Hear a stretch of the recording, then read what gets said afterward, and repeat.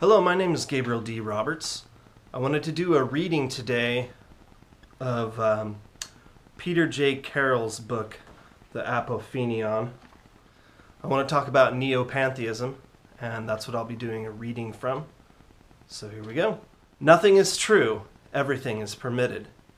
This phrase, of course, intentionally contradicts itself in multiple ways to create some amusing paradoxes.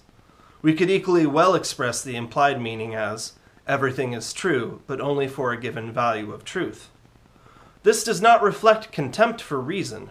Rather, it reflects an intuition that all truths remain provisional and context-dependent. When it comes to choice of extant religions, neo-pantheists often find some sympathy for elements of Hinduism, paganism, shamanism, and certain forms of Mahayana Buddhism, mainly because they can find plenty of useful symbolism, a wealth of psychological and physiological techniques, and a flexible attitude to dogma and paradigm within all of these, despite some of the unpleasant customs in the cultures in which they arose. Neo-pantheists usually hold contemptuous views of the three Abrahamic monotheisms. They regard anything that defines itself as absolutely true as absolutely false. If they do have an interest in the Abrahamic traditions, it usually comes down to looking for allegorical, metaphorical, or hermetical material in Kabbalah, the Essene mysticism, Gnosticism, and the suppressed Gospels and Apocrypha.